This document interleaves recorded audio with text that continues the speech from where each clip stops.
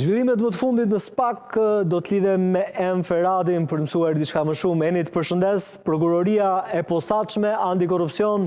ka kryer veprime procedurale në Bashkinë e Pukës në kuadër të një procedimi që lidhet me krime zgjedhore. A mund na thuash diçka më shumë për këtë operacion?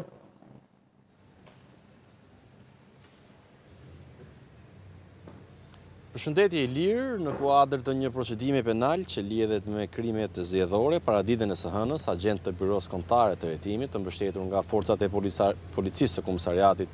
Pukës, por dhe detyrisë vendore të policisë Shkodrës, janë parë në Bashkinë e Pukës, atje ku kanë zhvilluar një aksion, po themi, mbi bazën e një vendimi të gjykatës së posaçme dhe me kërkesë të prokurores së SPAK Manjola Gajana, e cila është edhe prokuroria e kësaj çështje, ku janë sekuestruar 4 aparat celular të 4 individëve, njëri prej tyre, sipas informacioneve, bëhet fjalë për një nga nënkryetaret e Bashkisë së Pukës, e konkretisht për shtetasin Ndue Suma, ndërkohë që edhe 3 personat e tjerë, sipas informacioneve, janë pjesë e administratës së Bashkisë. Hetimet e SPAK dhe dyshimet e prokurorisë posaçme që kanë bindur edhe gjykatën për të sekuestruar sendin personal dhe aparatin celular, kanë ardhur pas një procedimi i cili është çelur për veprën penale të korrupsionit në zgjedhje, paraqituar nga neni 328 i kodit penal, ku dyshohet gjatë fushatës elektorale për zgjedhjet parlamentare të 11 majit, zyrtarët e Bashkisë së Pukës, por dhe personat e tjerë kanë ofruar para dhe shpërblime dhe premtime në këmbim të votave. Nuk dihen më shumë detaje nëse operacioni do shtrihet edhe në zonat e tjera të qytetit të Pukës. Ky është një nga të paktën 39 procedimet penale që prokuroria e posaçme ka regjistruar para, gjatë dhe pas zgjedhjeve parlamentare të 11 maj. Duhet kemi parasysh i lirë që edhe kompetenca e prokurorisë posaçme në raport me hetimet e krimeve zgjedhore është e kufizuar, janë vetëm një numër i vogël i veprave penale që janë kompetencë e SPAK dhe pothuajse të gjitha këto procedime, pra 35 nga 39 janë regjistruar për veprime penale të korrupsionit në zgjedhje. Bashkia e Pukës nuk është e para ku SPAK ka zhvilluar veprime konkrete hetimore në terren, pak kohë më parë gjithashtu edhe në Bashkinë e Matit u ushtruan kontrolle ku gjithashtu disa punonjësve të kësaj bashkie me vendim të gjykatës posaçme, një dosje tjetër që po hetohet nga prokurori i SPAK Elvin Gogaj, po ashtu u sekuestruan disa aparat celular të disa punonjësve të kësaj bashkie, ndërkohë që veprime hetimore konkrete të SPAK në raport me krimet zgjedhore kemi patur pothuajse në të gjitha qarqet e vendit, si në Elbasan, në Fier, në Korçë, por edhe në qarqet e tjera, ndërkohë që gjithashtu kemi patur dhe rastet ku disa prej personave janë arrestuar, ose kemi patur dhe rastet kur hetimet e nisura nga prokuroritë e jurisdiksionit përgjithshëm në qarqe, më pas i kanë kaluar për kompetencë prokurorisë së posaçme, siç ishte rasti i parë i arrestimit të një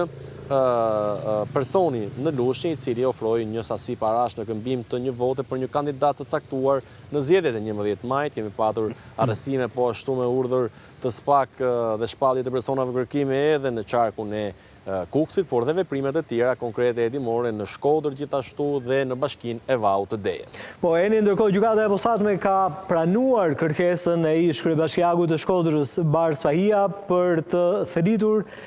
disa dëshmitar. Cilët janë ata, çfarë mund themi rreth këtij procesi gjyqësor prandaj Sfahisë?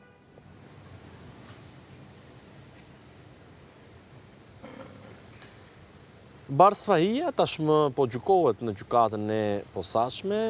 Ai është marrë i pandehur për veprime penale të pengimit të ekzekutimit të vendimeve të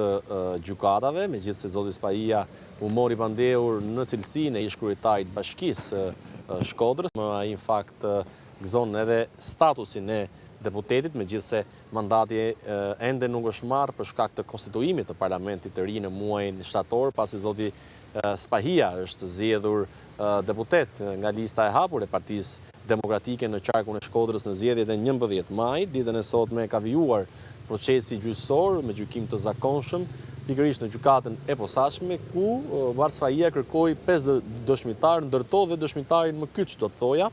Bëhet fjalë për personin që pikërisht e kallëzoi zotin Sfahia në prokurorinë e posaçme, konkretisht bëhet fjalë për shtetasin Mark Molla, i cili ka mbajtur të detyrën e ish drejtori të ujësjelësit në Shkodër, ka qenë ky shtetas që ka kallëzuar Bardh Spajin pasi ai e shkarkoi nga